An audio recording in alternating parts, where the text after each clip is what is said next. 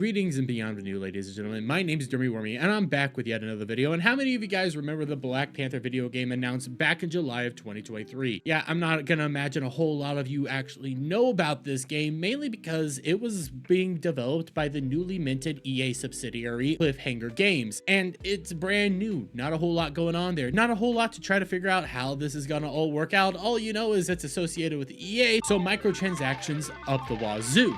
But with a recent layoff announcement from EA, we ended up finding out the fun reality that both Cliffhanger Studios, that's only been around for almost 2 years at this point in time, and the Black Panther game have both been scrapped. That's right, they are gone. They aren't going to be producing any video games, and this game ain't going to be coming out anytime soon. Oh no. Anyway, last week... But the reason this is such a huge story, besides the fact that this game got shut down and Cliffhanger Studios is gone after just 2 years, is because of some of the writers that were associated with this game. Now this brings us over to Danny Landers, her, as she lovingly is called here, who was a associate writer for the Black Panther video game. Some of you might actually remember part of her face, mainly because she was one of the individuals that went out there and, well, said this. But who is your team? Validate has a team of mostly all people of color. We have no white people on our team. I did that because I wanted to create a safe environment. And I know the best way for an environment to be safe is to be around people who are just like me. And I'm not saying that white people in the industry are creating unsafe environments. I'm not saying that. That is not what I'm saying.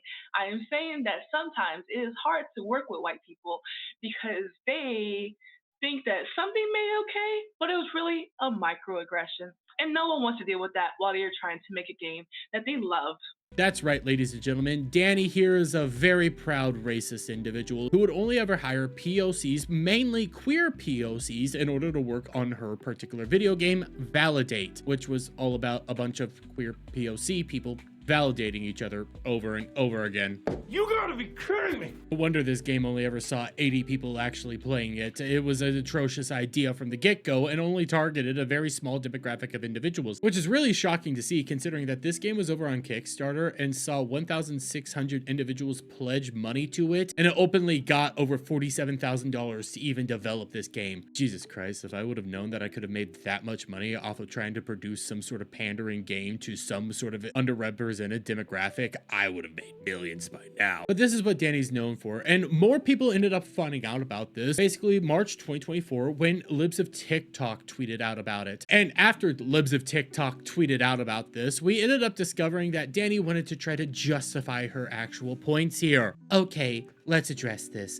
In this video, I very clearly stated that the team for Validate is mostly people of color because I wanted to have a team of people who reflected on the game we were working on. If you played Validate, you understand why this was important. This video is a bit outdated. Recorded in summer of 2021. Validate was released in September 2022. From when this video was recorded to release, we had a few white developers join our team to help us with some music and audio needs. Nowhere in the video did I say we don't hire white people or that I hate white people. I very clearly said we wanted to have a team that reflected their values of the game we were making. As a lead, you pick the best people possible for the job. In this case, the best people for the job were the people who understood the kind of game we were making. Developers working on a game full of queer characters who understand the importance of queerness in games that is realistic and respectful towards queer people. Validate has a team of mostly all people of color. We have no white people on our team. I did that because I wanted to create a safe environment. And I know the best way for an environment to be safe is to be around people who are just like me. Yeah, I think that's pretty damn racist right there. But following all these statements, people did end up discovering that, well, Danny has a history of being racist towards white people. Gamers have been really racist lately, and I'm trying to ignore it, but it's hard not to when I see it sometimes. Just creating problems in your head. I don't understand the outrage over video games, especially games they have no interest to play. I just stopped taking y'all seriously when y'all start running around saying white people can experience racism, because I did not suffer through 2020 for y'all to act that you weren't an ally to BLM 4 years later. Posting that tired ass screenshot of the Google definition of racism, I just don't care anymore. If you think you can be racist to white people, you literally are. I didn't imply anything. Racism and prejudice are not the same thing. Racism is systemic. White people are not systemically affected negatively by race. Certain groups of white people throughout history have been affected by prejudice based on where they were from. But not only did people end up discovering that she's a super racist individual, they also discovered that, well, she has ties to Sweet Baby Inc. I am shocked. Shocked.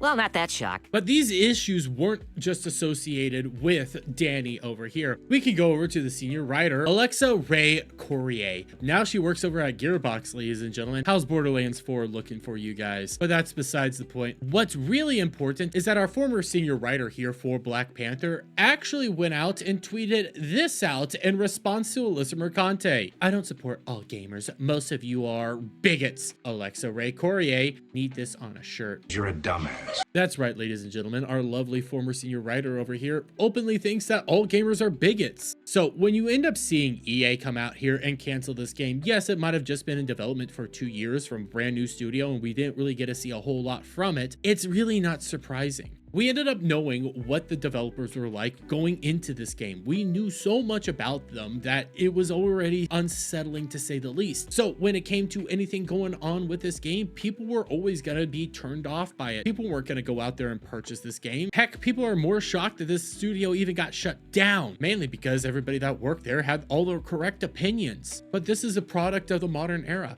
Yes, it's due to layoffs striking all over the gaming industry because of slop tier content constantly being put out by these studios over and over and over again, but you're already seeing the mentality that was going into this game. You are already seeing what people were thinking about when it came to development of this game. So seeing it get shut down isn't really a shocker when you know just how vile the people are that are developing this game. But hey, you play a stupid game, you're gonna win a stupid prize. But I'm gonna leave it there, guys. Let me get you guys' thoughts on all this down in the comments below. If you like this video, please give it a thumbs up, share it out friends, hit that subscribe button, and hit that notification bell for every time I put out a new video and go live, guys. And I'll see you on the next one. Bye for now.